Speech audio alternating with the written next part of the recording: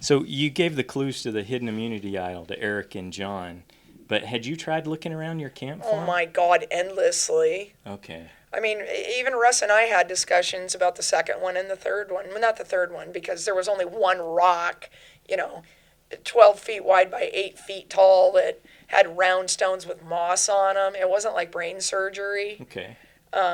But as far as, had Russ not, if I would have been at Foa, or if a lot of other people would have been at Foa, or if anybody from Galoo would have been at that camp and had that tree to look in that it showed me climbing in, Yeah.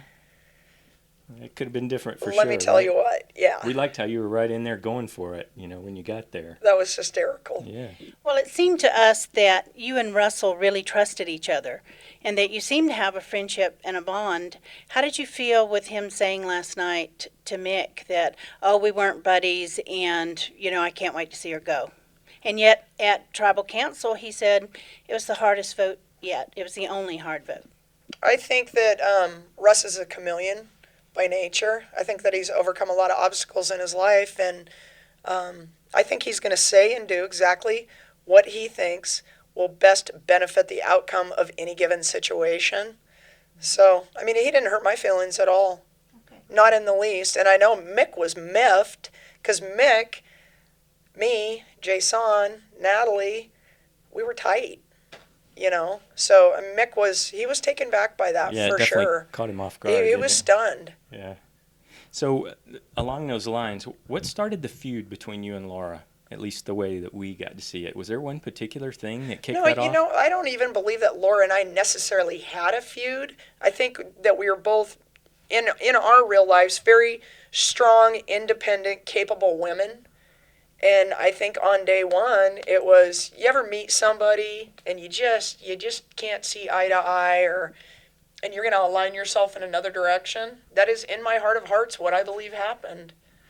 And on occasions when we didn't see eye to eye, I was greatly frustrated by the fact that she wouldn't just take a walk with me and work it out. But it wasn't what she wanted to do. Maybe that was part of her game, and I got to respect that. Right. So, I mean, there was tons and tons and tons of dismissal and disparaging things that happened on a daily basis. And I think you guys would be best served by interviewing the people that precede me, because they can more freely speak to, what their opinion of what I went through out there is.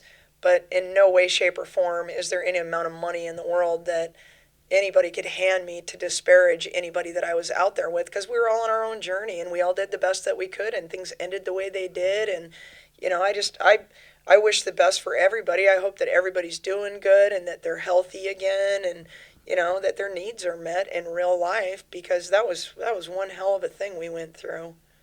Well, we were absolutely blown away last night when you predicted that Natalie would Drop let 58? 58 coconuts. So, How did so you come up did with you that dream number? that one too? No, I didn't dream that one, but I have dreamt many, many, many things that have come true. Births of babies, what sex they were going to be when somebody conceived a child. I mean, endless things, and people are like, Shannon's crazy.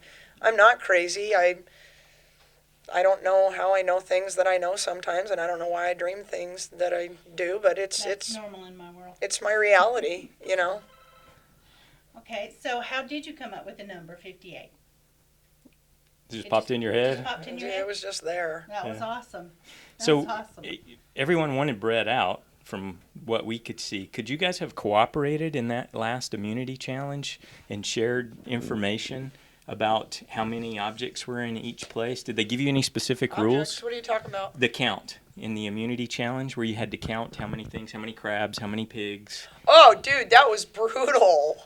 It was horrifically pouring down rain, and we had to run like, I don't know, 200 or 300 yards. I Each mean, way, it was yeah. it was quite a distance. It was really slippery, which was one of the things when we were coming down the path, because it was mud.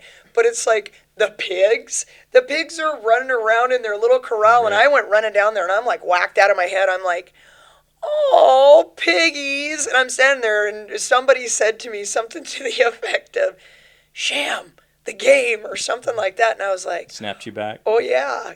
Because, I mean, you're so hungry, you're so tired, you're so cold, you're not normal, you know? Right. It was crazy, but the whole puzzle thing, I was not happy about that because I was right there and I had one more number to get when Brett broke his tile and it didn't even show me on it. And I was bummer. like, oh, bummer for me. But you know, I think it was a good call for them to do that because then it made dun dun dun Shambles on the chopping block, which I was when I went home. So I mean, what a great way to, you know, show that. So, Shambo, what's next for you? I'm never leaving home again.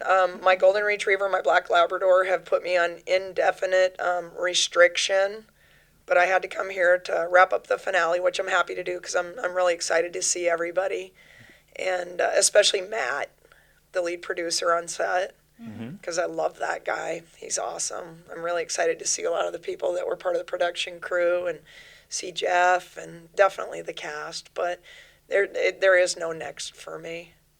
This was something that I wanted to do. I set a goal. I went for it. I made it happen. I'm happy for the experience. And Back to being a chef? I'm not a chef. I'm a sales rep for Bar Green Ellingson Restaurant Equipment Supply out of Seattle. It's a small company. There's about 430 people. We have about 17 locations, and I do a lot of the training within the company. And I'm kind of the motivational instructor of the company. And it's home. I've been there for 11 years, and I love my job. I get to get up and go to work every day because it's like having, you know, going to see 20 or 30 accounts a day, and I get to go see people that love me, that I love, that I get to help problem solve and get them what they need. Yeah. That's what I get to do for a living. Seriously, are you kidding me? Yeah. Dude, I won the lotto of life.